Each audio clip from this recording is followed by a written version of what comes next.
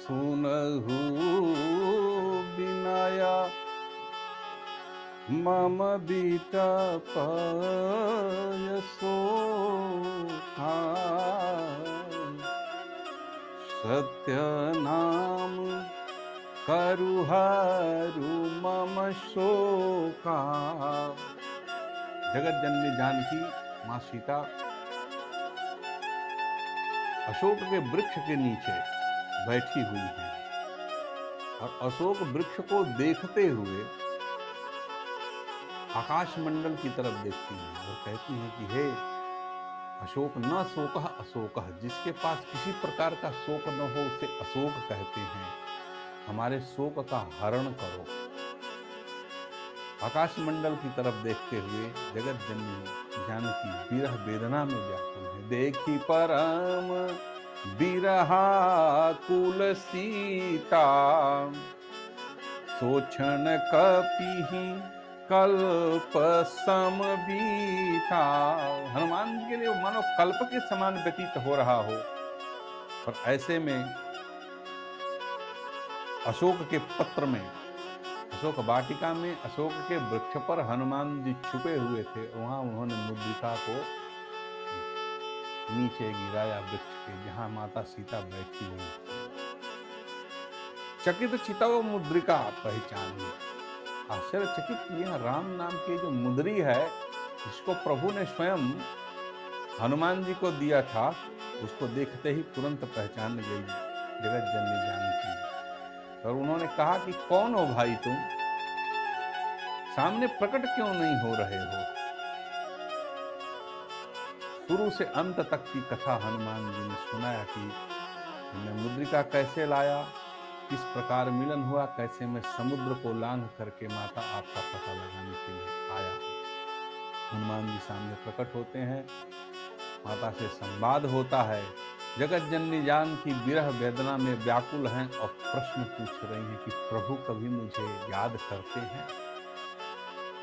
यहाँ पर हनुमान जी बड़ा ही सुंदर सारगर्भित शब्दों में कहते हैं, याद रहे कि जब कभी भी जगत जननी जानकी के वर्णन का प्रसंग आया है तो प्रभु के मुखारविंदों से ही कराया गया।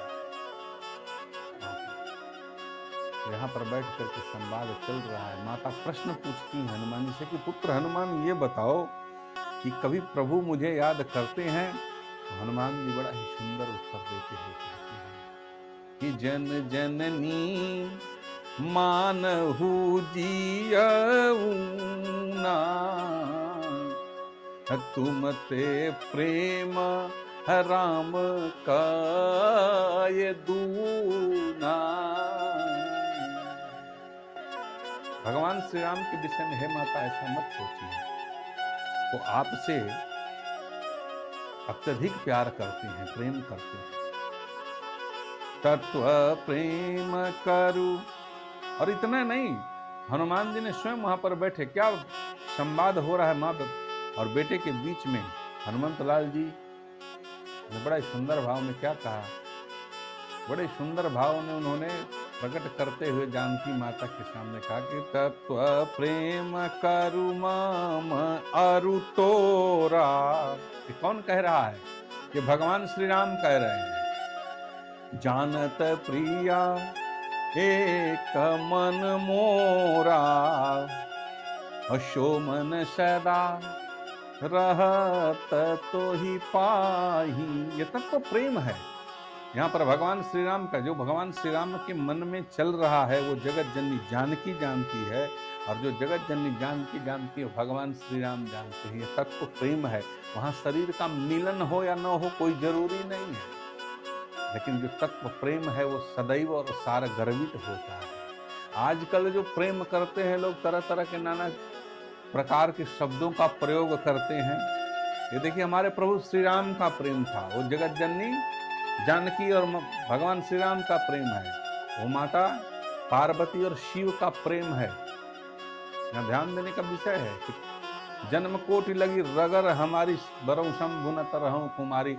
एक पति के संग में एक ही धर्म एक व्रत नियमा का पालन करना है।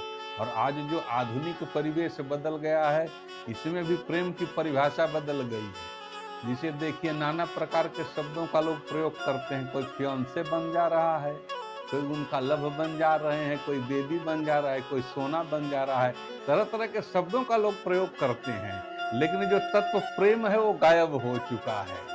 तो आजकल का प्रेम क्या है? वो शारीरिक मिलन का प्रेम है, वो तत्व प्रेम नहीं है। तो अगर तत्व प्रेम करना सीखना है तो प्रभु श्री राम से सीखने की जरूरत है, जगत जननी जानकी से सीखने की जरूरत है, माँ पार्वती से सीखने की जरूरत है, शिव से सीखने की जरूरत है। ये लोग तत्व प्रेमी हैं, ये वासनात्मक प्रेम इन लोगों के पास नहीं है। ये लोग तात्विक प्रेम करने वाले हैं। और आधुनिक परिवेश में जो लोग हैं वो वासनात्मक प्रेम करते हैं, बाह्य प्रदर्शनों में, अंग प्रदर्शन में, और चंद समयों के बाद में फिर उनके ऊपर से जैसे ही उसका भूत उतर जाता है तो फिर सामान्य स्थिति में आ जाते हैं। यहाँ पर सुंदर कांड में बड़ा सुंदर भाव बताया गया है कि तत्व प्रेम करुमारु तोरा। ये पूरे विश्व को, पूरे दुनिया को, भारतवासियों को, युवा युवतियों को मैं संदेश देना चाहता हूँ इस मानस के चौपाई के माध्यम से कि जो प्रेम होना चाहिए पति और पत्नी के बीच में, तीसरे का जब आगमन हो जाए तो फिर वो पति पत्नी का प्रेम नहीं रह जाता है। वो प्रेम फिर क्या होता है? वो प्रेम जो है वो एक सौदागर के रूप में हो जाता है, क्योंकि प्रेम जहाँ होता है वहाँ पर किसी प्रकार का सौदा नहीं होता है, वहाँ पर विश्वास होता है, वहाँ पर विश्वास होता है। और यहाँ जो तत्व प्रेमी होते हैं वो सदैव, शब्द क्या कहते हैं कि सो मन सदा रहत तो ही पाही। ये मेरा मन तुम्हारे पास ही सदैव निरंतर रहता है, तुमसे एक क्षण भी मैं दूर नहीं। जाने प्रीति रस ए तनय माही।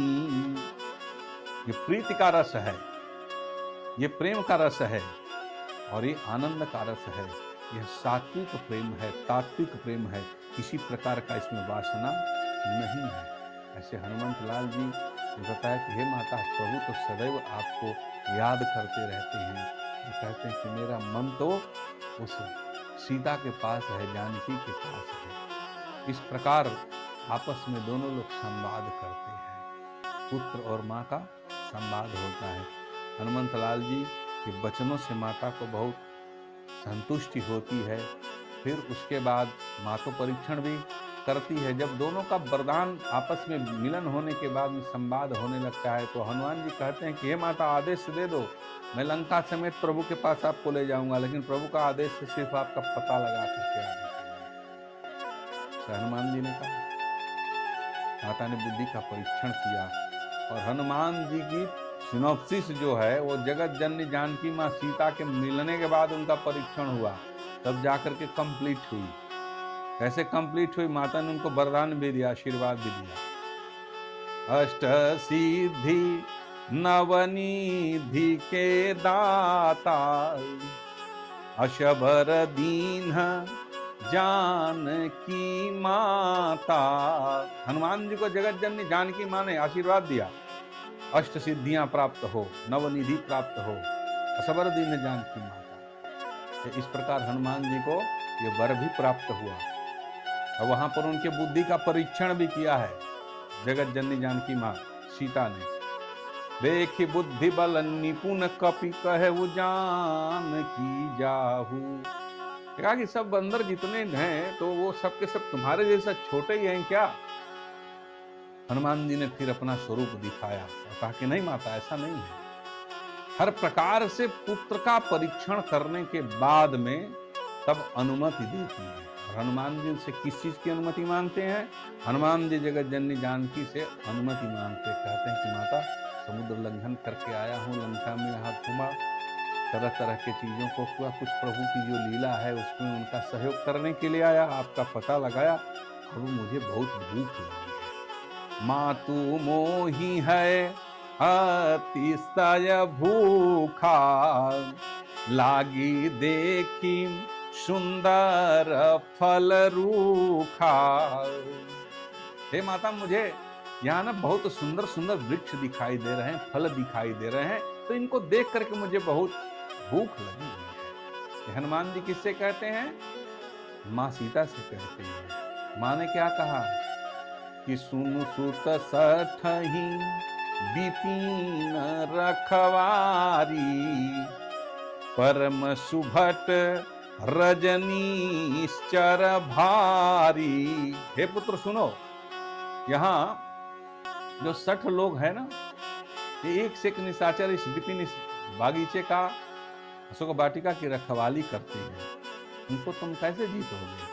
हनुमान जी ने क्या जवाब दिया? हनुमान जी ने बड़ा ही सुंदर जवाब देते हुए कहा कि तीन कर भय माता मोहिनाही।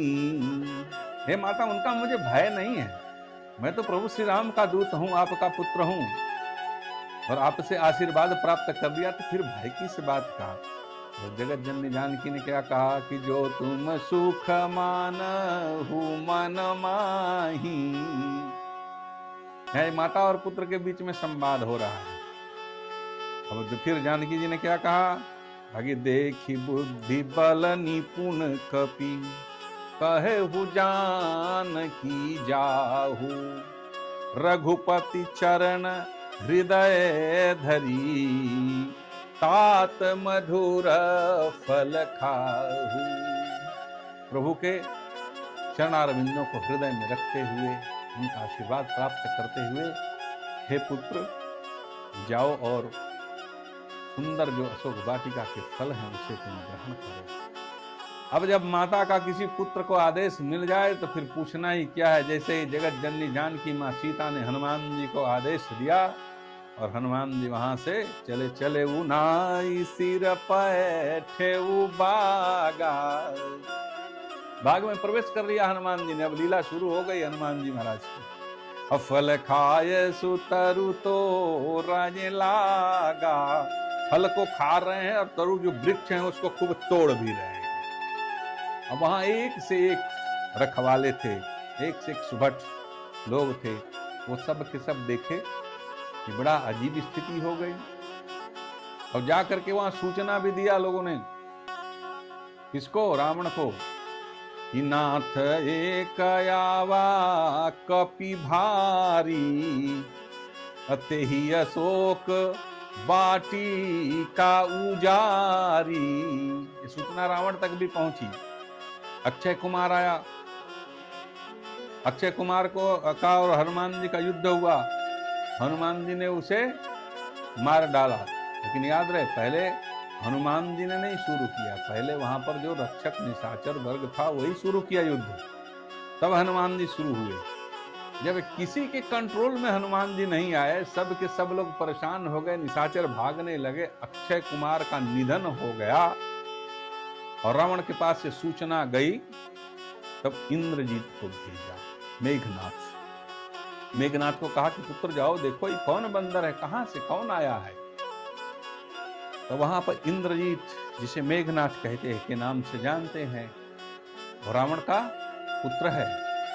और अक्षय कुमार जो है वो छोटा पुत्र है। उसे हनुमान जी ने मुष्टिका प्रहार किया, तरु का प्रहार किया और उसे ऐसा प्रयोग किया कि उसका निधन हो गया। तब वहां पर इंद्रजीत चलता है। पूज्यपाद गोस्वामी बाबा कहते हैं कि चला इंद्रजीत तुलित योधा, बंधु निधन सुनि उपजा क्रोधा। भाई का निधन सुन करके इंद्रजीत क्रोध में आ गया और चला। वो अतुलनीय बल उसके पास है। इंद्रजीत योद्धा है जिसे देख करके देवता कंदराओं और कोहों में चले जाते हैं। जो इंद्र को जीत चुका है, इंद्रासन पर इंद्र को जीत करके वहां अपना राज्य स्थापित कर चुका है, वह चला। हनुमान जी ने क्या देखा? हनुमान जी ने जैसे ही देखा कि इंद्रजीत आ रहा है तो कपि देखा दारुण भटयावा, कटकटाई गरजाय अरुधावा। अपने दांत को कटकटाते हुए हनुमान जी दौड़े उधर। अब मेघनाथ का और हनुमान जी का युद्ध आरंभ हो गया। सब के सब लोग देखने लगे, कभी इस वृक्ष की डाली, कभी उस वृक्ष की डाली, कभी इस वृक्ष को उखाड़ते हैं, कभी उस वृक्ष को उखाड़ते हैं। छत बिछत कर दिया हनुमान जी ने मेघनाथ को। जब उसने देखा सब कुछ अपना बुद्धि बल और विद्या लगा करके कि ये बंदर कंट्रोल में आने वाला नहीं है। तब विचार विमर्श अपने मन में किया, कहा कि ये सामान्य साधारण बंदर दिखाई नहीं दे रहा है, ऐसा लग नहीं रहा है, लग रहा है कोई न कोई ये देव तुल्य है, देवता के रूप में इधर आया है। जब हर तरह से थक गया मेघनाथ, तब उसने एक ही उपाय समझ में आया और धनुष के ऊपर अपने ब्रह्मास्त्र का अनुसंधान किया। ब्रह्मास्त्र ते ही साधा, कपि मन कीन्ह विचार। अभी हनुमान जी विचार करने लगे। ब्रह्मास्त्र जैसे ही उसने चढ़ाया, अपने धनुष पर प्रत्यंचा पर चढ़ाया, तो हनुमान जी विचार करने लगे कि इसे तो मैं समाप्त कर सकता हूँ, तोड़ सकता हूँ। लेकिन हनुमान जी विचार करने लगे कि चलो अब बंध जाते हैं, कुछ लीला दिखानी है प्रभु के आदेशानुसार। और यहाँ पर भगवान शिव मां पार्वती को सुनाते हुए कहते हैं, ब्रह्मास्त्र ते ही साधा, कपि मन कीन्ह विचार, जौन ब्रह्म सर मानव, महिमा मीटय अपार।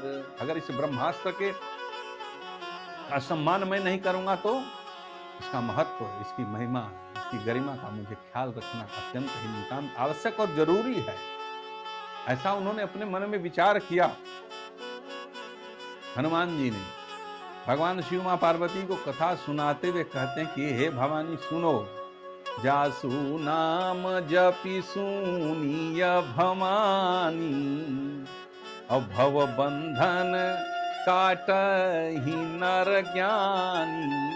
जिसके नाम जप मात्र से संसार का सारा भवबंधन समाप्त हो जाता है, वैसे प्रभु भगवान श्री राम के दूत हनुमान जी क्या किया उन्होंने, जो एकादश रुद्रावतार स्वयं मैं ही वो अंशावतार हूं।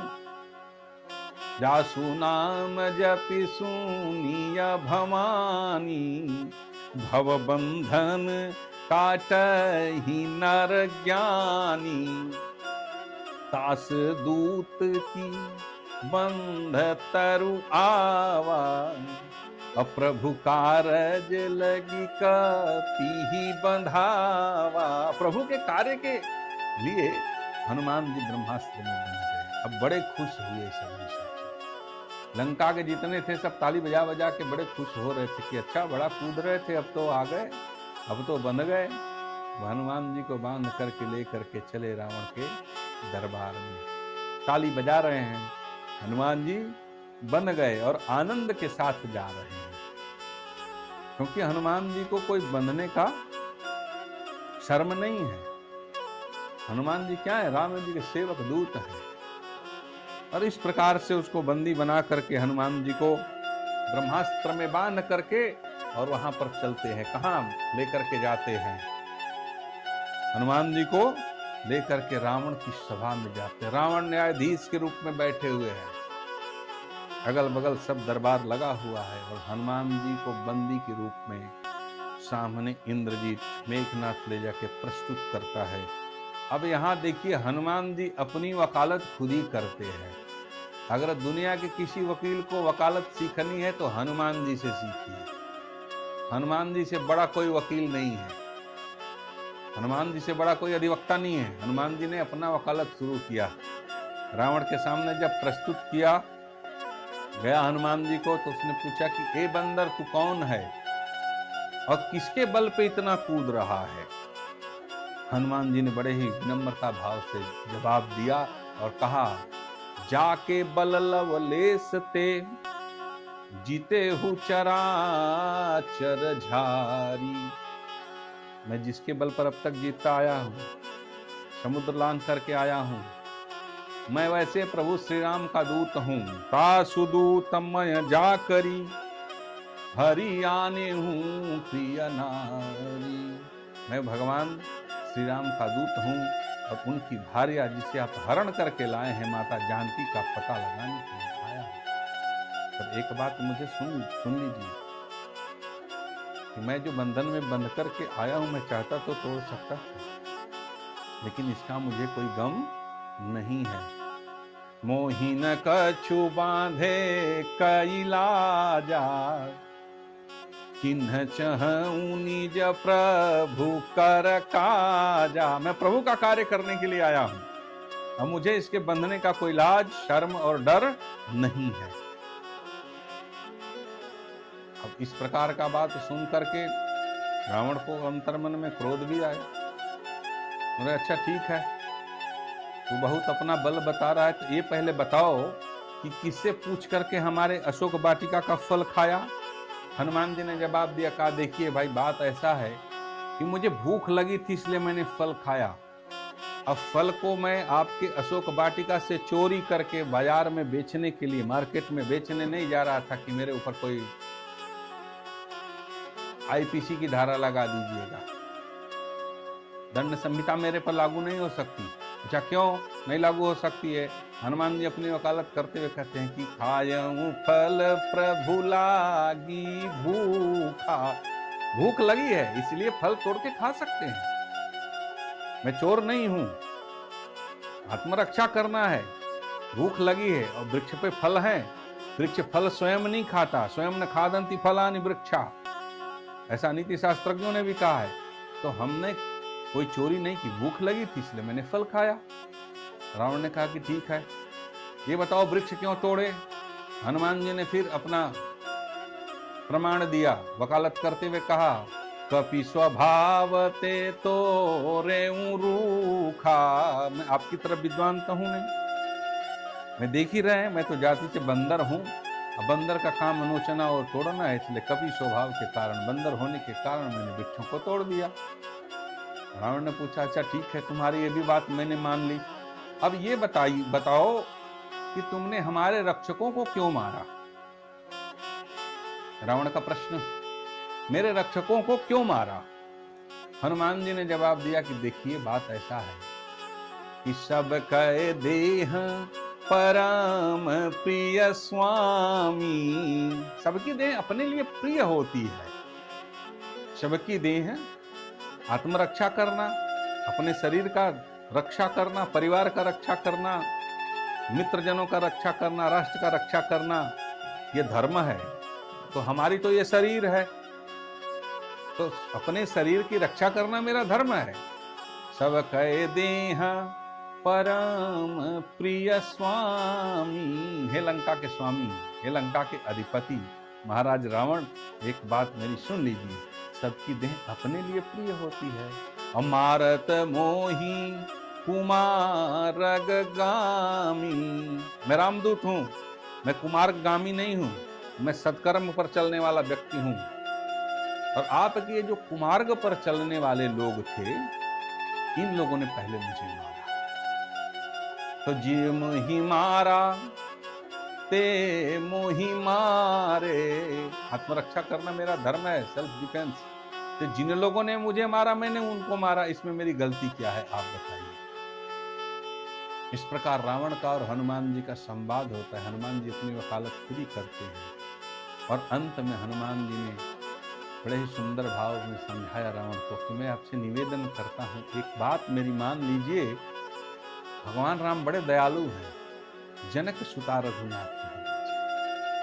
ये जनक सुता जो नंदिनी है, इनको ले जाकर के राम जी के पास चलिए, आपका समझौता हो जाएगा, सारी समस्या समाप्त हो जाएगी। इतना सुनते ही रावण को क्रोध आया। उसने कहा कि मिला हम ही कपि गुरु बढ़ गया नहीं, अब मुझे बंदर से सीख लेना है, अब बंदर मेरा गुरु बनेगा। इस प्रकार विचार विमर्श वहां पर चलने लगा कि कौन सा इसे दंड दिया जाए। रावण को गुस्सा आया, क्रोध आया। उसने कहा कि अंग भंग कर पठइय बंदर, इसका कोई अंग भंग नष्ट करके इसको भेज दो। ताही समय विभीषण आवा। ऐसा शब्द जब चल रहा था तो सभा में विभीषण जी का आगमन होता है और विभीषण जी विनम्रता पूर्वक नमन करके सभा में उपस्थित होकर बैठते हैं और कहते हैं कि नीति विरोध न मारिय दूता। कोई दूत अगर आए तो नीति के विरुद्ध होगा कि उसे मारा जाए, इसलिए कोई और दंड सोचा जाए। सबने आपस में विचार विमर्श किया कि इसे कौन सा दंड दिया जाए। ऐसा विचार विमर्श करते हुए सब के सब लोग ने विचार विमर्श किया कि कोई न कोई इसे तो दंड मिलना चाहिए। कपि के ममता पूंछ पर, देखा इसकी लंबी बड़ी पूंछ है, और ये पूंछ के बल पर भी बहुत सारे लोगों को लपेट करके फटक फटक के मारा है। ऐसा लोगों ने सोचा कि कपि के ममता पूंछ पर सब ही कहेऊ समुझाई, तेल बोरी पट बांध पुनि पावक देहु लगाई।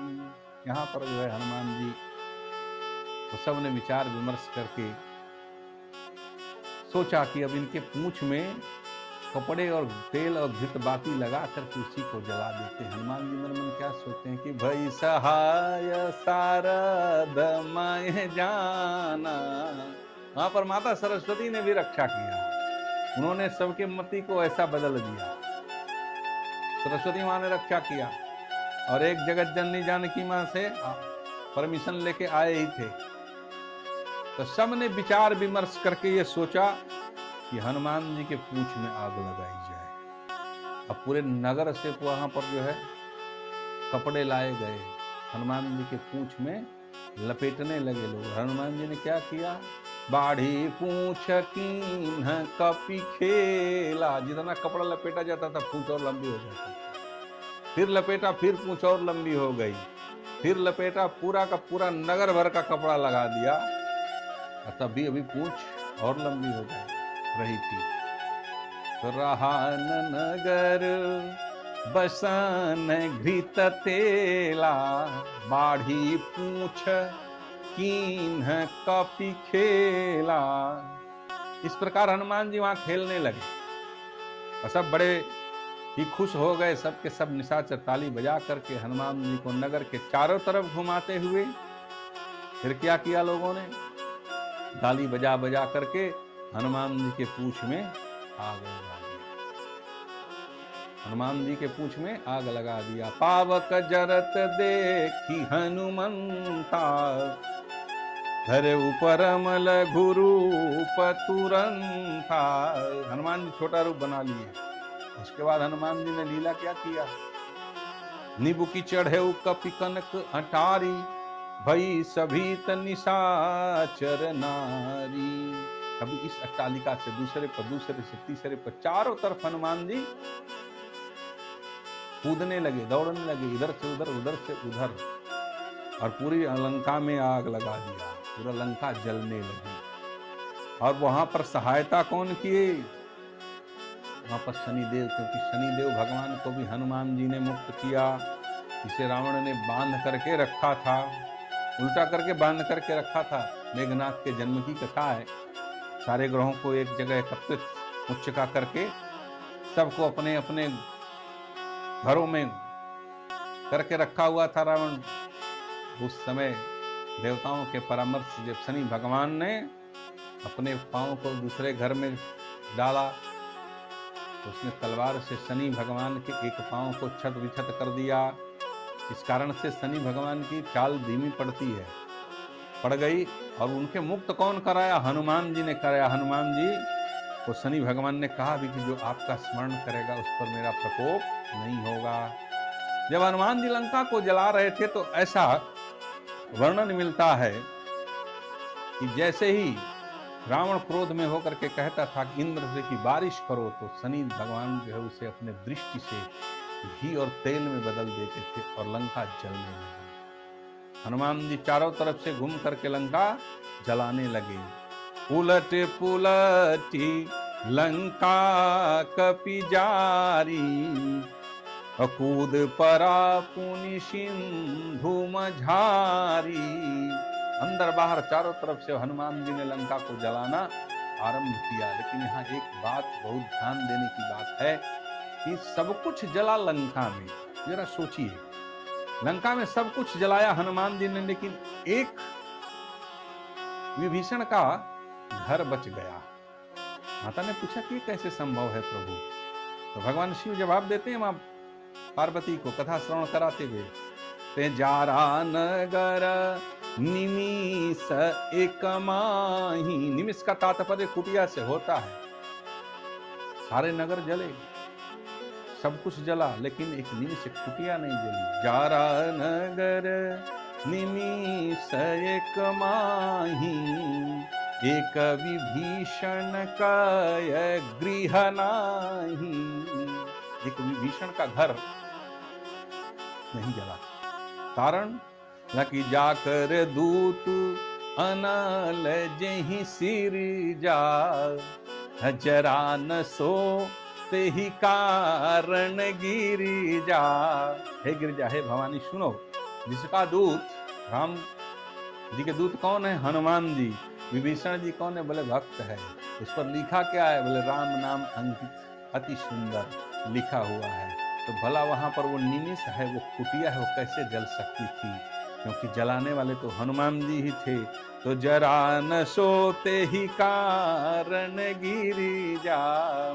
इस प्रकार हनुमान जी ने पूरे लंका में चारों तरफ आग लगाई और रावण की लंका धू धू करके जलते हुए, यद्यपि लंका जल रही थी तब भी स्वर्ण की लंका थी, वो चमक रही थी। और अपना सागर में जा करके पूंछ बुझाई, खोई श्रम हनुमान जी ने अपने पूंछ में लगी आग को शांत किया और श्रम को खोया। उसके बाद जनक सुता के आगे ठाड़ भयउ कर जोर, जगत जननी जानकी के सामने हाथ जोड़ करके खड़े हो गए और उनसे अनुमति मांगते हैं कि माता मुझे अनुमति दो चलने के लिए। अब वहां हनुमान जी जब जाने की बात करने लगे तो जगत जननी जानकी बहुत दुखी हो गई। इस प्रकार माता जानकी को आश्वासन दे करके हनुमंत लाल जी बोले, माँ जानकी ने भी कहा कि अगर 1 महीने के अंदर, मास दिवस के अंदर में अगर प्रभु मुझे आकर के नहीं मिलते हैं तो मुझे फिर जिंदा नहीं पाएंगे। इस प्रकार जब हनुमान जी चलने लगे माता को समझा करके, तो उन्होंने कहा कि माता एक बात तो मेरी सुन लो। माँ ने कहा कि हाँ पुत्र बोलो, क्या बात है? कि जैसे प्रभु ने मुझे आपकी पहचान के लिए मुद्रिका दिया था, वैसे आप भी कुछ हमें पहचान के लिए दे दो, ताकि मैं प्रभु से जाके कह सकूं कि हाँ सच में मैं माता को मिल करके आया हूं। चूड़ामणि उतारी तब दयाऊ, माता ने चूड़ामणि अपने हाथ से उतारा और हनुमान जी को दिया। चूड़ामणि उतारी तब दयाऊ, हरषि समेत पवन सुतलयऊ। हर्ष के साथ हनुमान जी लिए और गर्जना घोर किया। फिर लंका में सब के सब व्याकुल होने लगे कि अब फिर से तो नहीं वो बंदर आ गया। इस प्रकार घोर गर्जना करते हुए समुद्र का लंघन के इधर मधुवन के इस पार सब लोग बैठे अपने अपने प्राण की गिनती कर रहे थे कि अगर नहीं खोज पाएंगे तो हम लोगों के प्राण पर आफत है।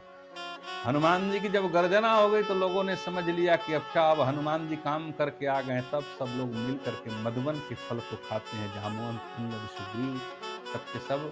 और हनुमान जी माता से अनुमति लेकर के समुद्र पार आते हैं और सब लोग मिल करके भगवान श्री राम से मिलने के लिए ऋषिमुख पर्वत की तरफ जाते हैं। और वहाँ हनुमान जी जा करके भगवान श्री राम से माता का संदेश कहते हैं। भगवान श्री राम हनुमान जी को गले लगा लेते हैं और ये जगत पिता, जगत परमेश्वर, सृष्टि के नायक, सृष्टि संचालक साक्षात श्री हरि नारायण विष्णु भगवान राम का संदेश है। हनुमान जी को क्या कहते हैं? अपने मुखार बिंदों से कहते हैं कि सुनु सुत तो ही पूरी न माय नाही, अब देखूं कर विचार मन माही। हे पुत्र हनुमान, मैं तुमसे कभी उऋण नहीं हो सकता हूँ, ये मैंने अपने मन में विचार करके देख लिया। और जानकी के विषय में प्रश्न पूछते हैं कि कैसी है, मेरे बिना कैसे रहती है, कैसे दिख रही है। हनुमान जी सब कुछ राम जी के और माता के मुखमंडल से ही वर्णन कराते हैं, क्योंकि पुत्र को अधिकार नहीं कि किसी माता और पिता के बीच उनके अंतरंगता का वर्णन कर सके। एक मर्यादा के साथ चलने वाले हनुमंत लाल जी और मर्यादा पुरुषोत्तम भगवान श्री राम, इस प्रकार हनुमान जी सीता माता का संदेश देते हैं।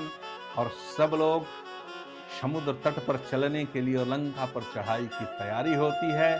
सारे वानरी सेना को एकत्रित की जाती है और सब लोग मिल करके समुद्र तट के किनारे चलते हैं और जय घोष करते हैं भगवान श्री राम का।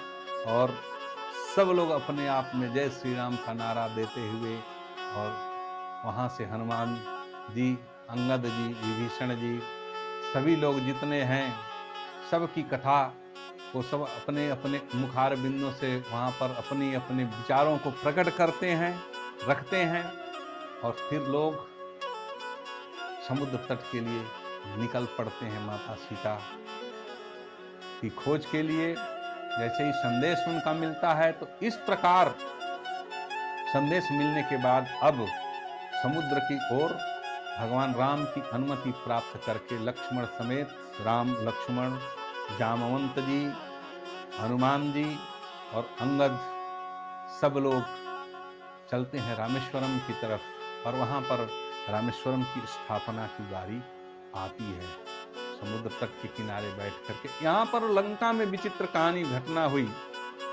लंका में स्थिति ये हो गई कि सब के सब व्याकुल हो गए। अच्छा, क्यों व्याकुल हो गए? ले वहाँ निशाचर रही सशंका, जब ते जार गए कपिलंका।